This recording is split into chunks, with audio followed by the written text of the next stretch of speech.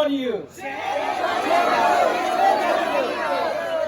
To end this tragedy, UNHCR office.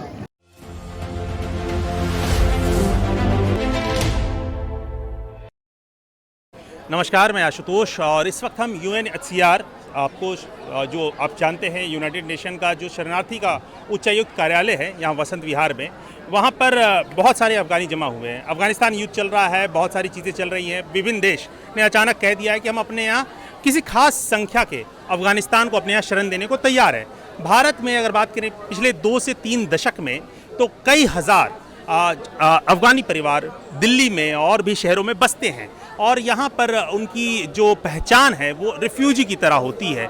लेकिन बात करी जाए जो हमारी युद्ध होती है, एक आम भारतीय की युद्ध होती है, वो उसकी युद्ध शुरुआत होती है जब वो क्या ज़िंदगी में बनेगा, क्या ज़िंदगी में कमाएगा, क्या ज़िंदगी में खरीदेगा। लेकिन यहाँ पर जो अफ़गानी भारत में रह रहे हैं उनकी युद्ध अब पहचान की हो गई है। पिछले 2 दशकों में यहाँ पर बहुत सारे अफ़गानी इस तरीके से रह रहे हैं कि उन्हें पता ही नहीं है उनका स्टेटस क्या है। वो यहाँ पे शरणार्थी हैं, वो यहाँ के नागरिक बन सकते हैं या फिर किसी और देश डिपोर्ट किए जा सकते हैं। यहाँ पर बहुत कन्फ्यूज़न का स्टेट है और ये कोई भारत सरकार से गुस्सा नहीं है, ये गुस्सा उच्चायुक्त से है जो यूनाइटेड नेशन के हमारे साथ 2007 से भारत में रह रहे एक युवा हैं जो यही भारत में पढ़े हैं, 12वीं तक की पढ़ाई की, 12वीं ज़्यादा पढ़ाई नहीं कर पाए हैं। आपका नाम क्या है? सर मेरा नाम मोहम्मद यूसुफ है। मोहम्मद यूसुफ, क्या मसला है? तुम भारत रहे 14 साल, क्या परेशानी यहाँ पर आ रही? क्या कोई भारत सरकार से समस्या है या UN से जो इनका जो आपका उच्चायुक्त हैं शरणार्थी के, उनसे क्या समस्या है? सर हमें पहले भारत देश से सर हमें बहुत हेल्प करते हैं। मेरा लैंडलॉर्ड, मैं यहाँ पे किराए पर रहता हूँ क्योंकि मेरे पास कोई वैलिड डॉक्यूमेंट नहीं है घर वगैरह ख़रीदने को, तो मैं यहाँ पे जो मेरा लैंडलॉर्ड है सर मेरे को बहुत हेल्प करता है, अभी भी हेल्प करता है। मेरा 4 महीने का रेंट भी माफ़ कर दिया। और यहाँ पे अगर मेरे को जॉब वगैरह करना है, काम वगैरह करना है, कोई दुकान वगैरह पे छोटा मोटा काम, वो भी रख देते हैं। वो डॉक्यूमेंट भी नहीं मांगते, कह रहे तो मेरा बेटे की तरह आ जाओ, काम करो, कोई दिक्कत नहीं है हमें, कोई यहाँ पे कोई परेशानी नहीं है। हम जो यहाँ पर आए थे सर, हमने यहाँ पर आए थे, हम 6 महीने वीज़ा था हमारे पास, हमारा पासपोर्ट था। हम जब यहाँ पर आए तो हमें पता चला कि यहाँ पर ये रिफ्यूजी हो सकते हैं। हमने अपने आप को देखा कि हमारे पास रास्ता क्या है, इंडियन गवर्नमेंट को हवाले करना है कि इंडिया यहाँ पे आना है। तो हमने देखा कि इंडियन गवर्नमेंट कुछ नहीं करता, सिर्फ UNHCR ही करता है जो भी करता है। हम आए UNHCR के पास, UNHCR ने हमें कैटलॉग दिया। अब इनका कैटलॉग मांग लो ना, जो यहाँ पे फ्रेशर आता है। UNHCR कैटलॉग में क्या क्या बातें लिखी हुई थी? सर लिखी हुई होती है कि आपको human right, all human right आपको मिलेगा, ऑल ह्यूमन राइट। डिटेल्स में क्या लिखते हैं? काफ़ी सारी चीज़ें होती हैं सर। यहाँ पे आपको एजुकेशन मिलेगा, आपके बच्चों को एजुकेशन मिलेगा, आपको इनकम सोर्स मिलेंगे। आपको इनकम सोर्स मतलब आपको जॉब प्रोवाइड किए जाएंगे। आपको कभी भी कुछ भी प्रॉब्लम होता है इनसे सिक्योरिटी वगैरह के लिए, इनके ऑफिस से सिक्योरिटी वगैरह के लिए किसी अफगान को प्रॉब्लम होता है तो वहाँ पर जा सकते हैं। लेकिन सर वो चीज़ें तब मिल सकता है जब आप यहाँ पे एक एलिजिबल रिफ्यूजी होते हो तब।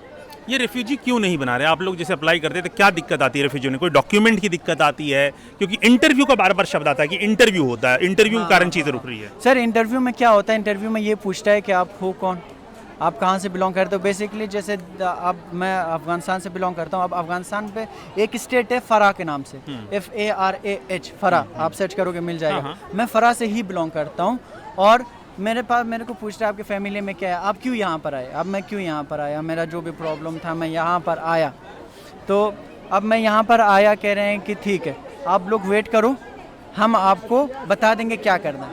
अब सर 2007 से अभी 2021 वेट ही कर रहे हैं। आप कितने बार इनसे आके मिल चुके हैं? कमीशन में कितनी बार आए चुके हैं? सर मैं तो इनको डेली कॉल करता हूँ, मैं तो हफ्ते में 2-3 दिन जब बार आता हूँ। आप ये देख लो ना, आप ये देख लो।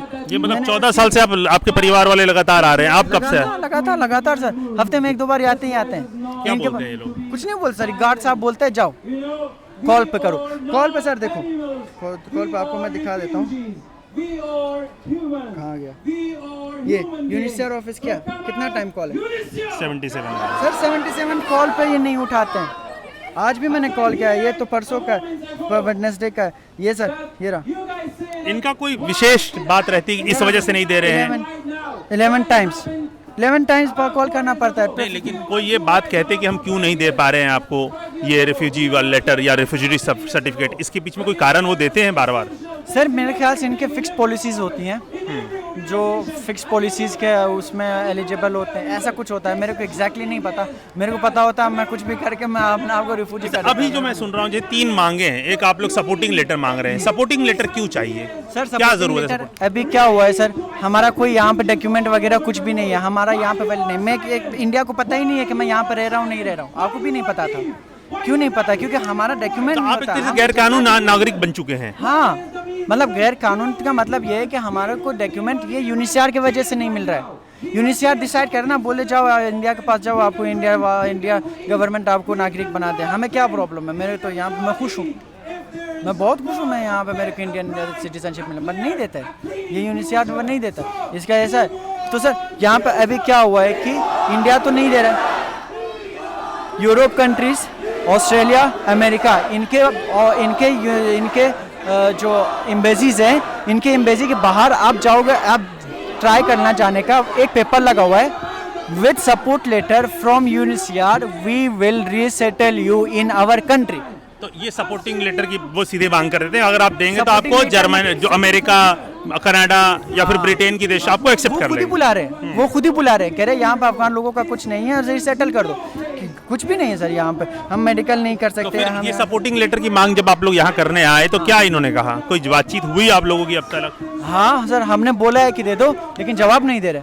आप देख रहे हो, कुछ नहीं बोले सर, यही तो प्रॉब्लम है। आप तो कोई रिप्रेजेंटेटिव आया आप लोगों के पास? गार्ड साहब यहाँ पर होता है, कहता है आप लोग यहाँ पे बेवकूफ़ हो, यहाँ पे आए हो, आपको पता है यूनिसीआर आपकी बात नहीं सुनता, जाओ घर जाओ।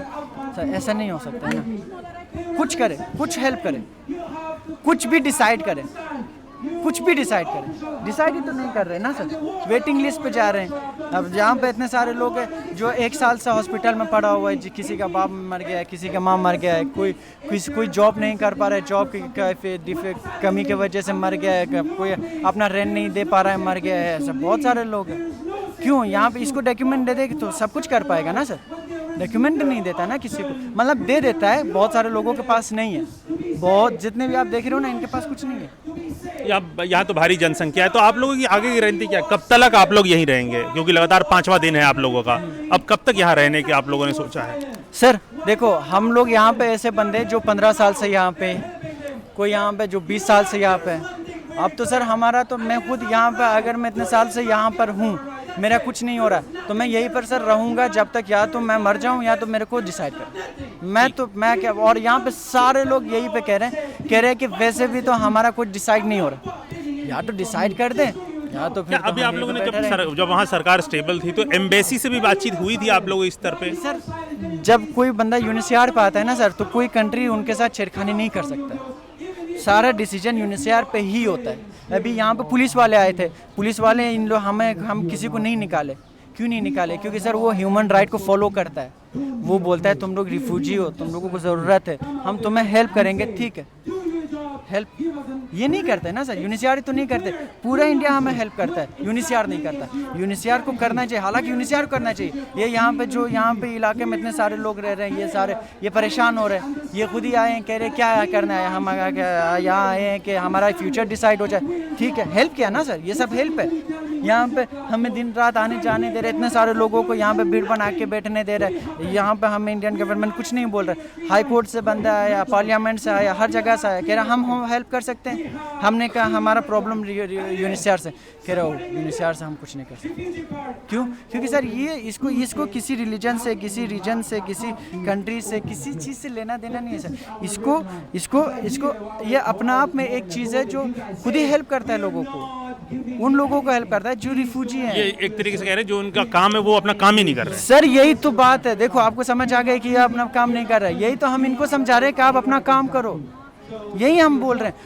सर आपको मैं बोल रहा हूँ ना, आप इनका कैटलॉग ले लो, आप इनकी वेबसाइट पे जाओ, देखो वेबसाइट पे क्या लिखा है, फिर यहाँ पे आके देखो, आप खुद बोलोगे फॉलो नहीं कर रहे। यही तो हम कह रहे हैं। तो ये जो चीज़ थी जो आपके सामने डाली थी, जो यूनिसीआर है, जो संयुक्त राष्ट्र का उच्चायुक्त जो शरणार्थी के लिए है, वो एक सीधे तौर पर अपना कार्य ठीक से नहीं कर पा रहा है। तो ये चीज़ आपको दिखानी थी, तो जो आपको हम लोगों ने दिखाया नई दिल्ली से, वसंत विहार इलाके से, आशुतोष, एक्सेस 24 हिंदी के लिए।